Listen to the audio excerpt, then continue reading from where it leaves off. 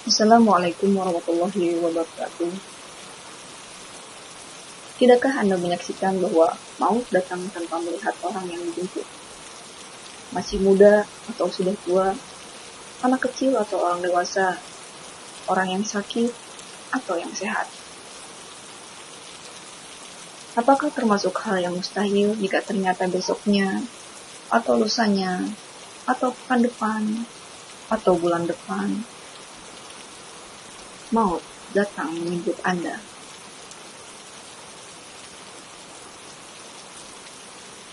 Kaum muslimin rahimakumullah, mari kita tingkatkan ketakwaan kepada Allah Ta'ala dengan ketakwaan yang sebenar-benarnya, yaitu mengamalkan apa yang diperintahkan olehnya dan Rasulnya Shallallahu Alaihi Wasallam, serta menjauhi apa yang dilarang olehnya dan Rasulnya. Salawat serta salam semoga senantiasa tercurah kepada Nabi kita Muhammad Shallallahu Alaihi Wasallam, kemudian kepada keluarganya, sahabatnya, serta pengikutnya sampai akhir zaman. Kullu nafsin dha'iqatul maut. Dalam surat Al-Imran ayat 185 dinyatakan bahwa setiap yang berjiwa akan merasakan mati. Saudaraku, apa alasan Anda untuk tidak beramal padahal setiap jiwa pasti akan merasakan mati? Apakah karena melihat bahwa diri Anda dapat meloloskan diri dari maut? Tidakkah Anda mendengar firman Allah dalam surat An-Nisa ayat 78 yang artinya, di mana saja kamu berada, kematian akan mendapatkan kamu, kendati pun kamu di dalam benteng yang tinggi lagi kokoh. Atau mungkin karena Anda merasa yakin bahwa kematian Anda masih jauh. Tidakkah Anda menyaksikan bahwa maut datang tanpa melihat orang yang dijemput? Masih muda atau sudah tua, anak kecil atau orang dewasa, orang sakit atau yang sehat? Apakah termasuk hal yang mustahil jika ternyata besoknya, atau lusanya, atau pekan depannya, atau bahkan 2 menit mendatang ternyata maut menjemput Anda? Tentu hal itu tidaklah mustahil. Dan bukankah Allah Ta'ala berfirman di dalam surat Luqman ayat 34 yang artinya tidak ada seorang pun yang dapat mengetahui dengan pasti apa yang diusahakannya besok, dan tidak seorang pun yang dapat mengetahui di bumi mana dia akan mati. Jika demikian, apa alasan Anda untuk tidak beramal? Inginkah Anda ketika maut datang menjemput disambut oleh malaikat dengan kata-kata yang sesuai dengan surat Al-Fajr ayat 27-28. Hai jiwa yang tenang, kembalilah kepada Tuhanmu dengan hati yang puas lagi diridhoinya. Atau mungkin Anda lebih memilih disambut oleh malaikat dengan kata-kata yang telah difirmankan oleh Allah di dalam surat Al-Baqarah ayat 256 yang artinya, wahai jiwa yang busuk, keluarlah menuju kemurkaan Allah dan kemarahannya. Itu terserah Anda. Sesungguhnya telah jelas jalan yang benar dari jalan yang salah. Jika Anda memilih pilihan yang kedua, maka penyesalan yang harus Anda terima.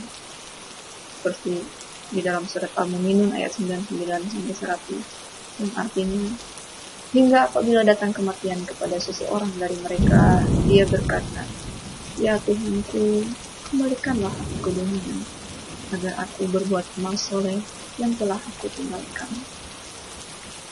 Namun, di dalam surat Al-Munafiqun ayat 11, yang artinya, Allah sekali-kali tidak akan menangguhkan kematian seseorang apabila telah datang kematiannya. Dan Allah Maha mengenal apa yang kamu kerjakan. Jika Anda tidak ingin memilih yang kedua dan lebih memilih pilihan yang pertama, maka persiapkanlah amalan sebelum maut datang menjemput Anda. Amalan yang perlu Anda siapkan sebelum maut datang menjemput, yaitu dengan bertobat. Saudaraku, betapapun besar dosa yang Anda lakukan, Allah telah membuka pintu taubat selama nyawa masih di kandung badan dan matahari belum terbit dari barat. Allah menyatakan, katakanlah, wahai hamba-hambaku yang melampaui batas terhadap diri mereka sendiri, janganlah kamu berputus asa dari rahmat Allah. Sesungguhnya Allah mengampuni dosa-dosa semuanya. Sesungguhnya Dialah yang Maha Pengampun lagi Maha Penyayang. Surat Az-Zumar ayat 53. Adapun amalan lain adalah dengan cara menjaga tauhid. Jangan nodai tauhid Anda dengan kesyirikan. Jangan sekali-kali Anda beribadah kepada selain Allah, seperti berdoa dan memohon kepada selain Allah, berkurban kepada selain Allah, seperti menyembelih binatang sebagai tumbal atau membuat sesaji. Demikian juga janganlah beribadah agar dituduh dosa, mengerjakan ibadah agar mendapatkan dunia, memakai jimat, atau penangkal maupun susu.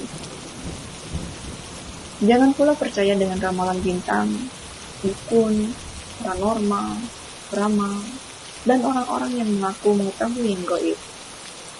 Termasuk syirik pula adalah bersumpah dengan nama selain Allah, baik dengan nama Nabi maupun nama lainnya.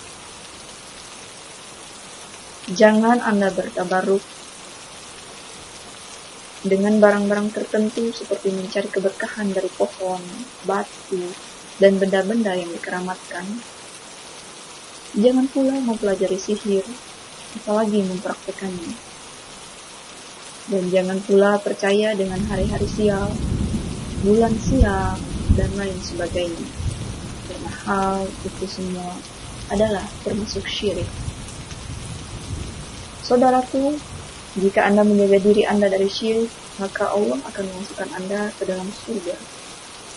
Rasulullah SAW bersabda di dalam hadis riwayat Muslim nomor 270, barang siapa yang menghadap Allah dengan keadaan tidak menyekutukannya dengan sesuatu pun, maka ia akan masuk surga.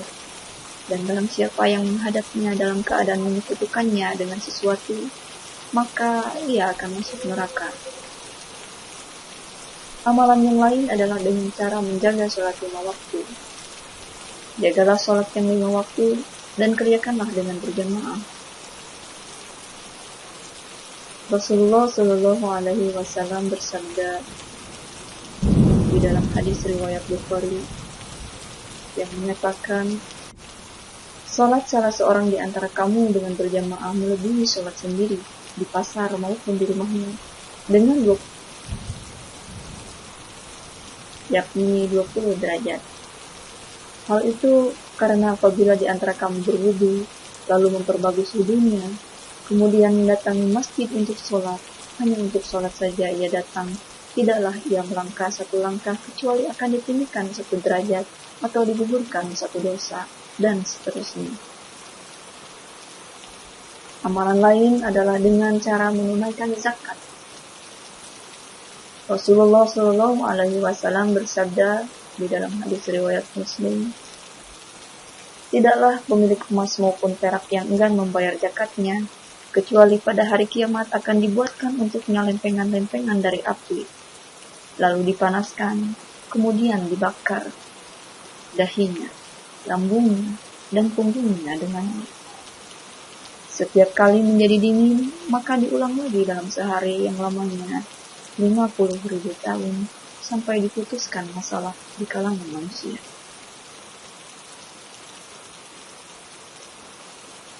Amalan selanjutnya adalah berpuasa di bulan Ramadan.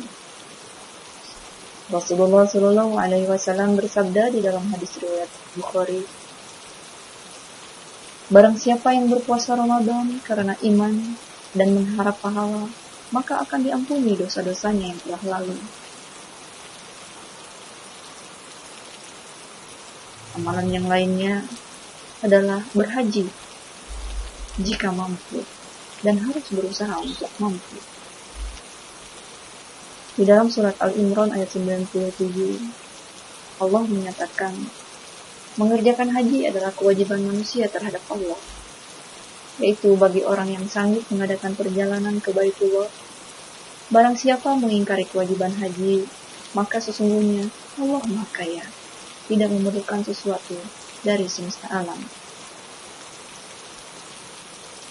Amalan selanjutnya adalah mengerjakan perintah-perintah yang wajib dan menjauhi larangan. Jabir bin Abdullah radhiyallahu anhu meriwayatkan bahwa ada seseorang yang bertanya kepada Rasulullah Shallallahu Alaihi Wasallam. Di dalam hadis riwayat Muslim menyatakan, bagaimana pendapatmu jika aku mengerjakan sholat 5 waktu, berpuasa Ramadan, menghalalkan yang halal dan menjauhi yang haram, dan tidak menambah lebih dari itu, yakni tanpa mengerjakan amalan yang sunnah? Apakah aku bisa masuk surga?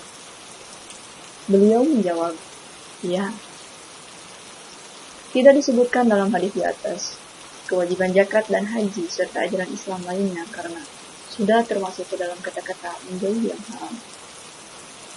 Saudaraku, kerjakanlah perintah-perintah yang wajib dulu, kemudian tambahkan dengan perintah yang sunat untuk memperbanyak pahala, seperti mengerjakan salat sunat dan puasa sunat. Saudaraku, amalan yang paling dicintai Allah adalah amalan yang rutin dikerjakan, meskipun sedikit. Misalnya, mengerjakan wasiat Rasulullah Shallallahu Alaihi Wasallam kepada Abu Hurairah radhiyallahu anhu, seperti yang tersirat di dalam hadis riwayat Muslim yang menyatakan, kekasihku Rasulullah Shallallahu Alaihi Wasallam berpesan kepadaku agar berpuasa 3 hari dalam setiap bulan, mengerjakan 2 rakaat duha dan berwitir sebelum tidur. Dan hindarilah larangan dari mulai dosa-dosa besar kemudian dosa-dosa kecil.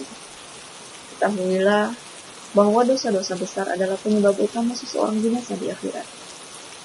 Sedangkan dosa-dosa kecil, bila sering dilakukan, akan mengarah kepada dosa-dosa besar.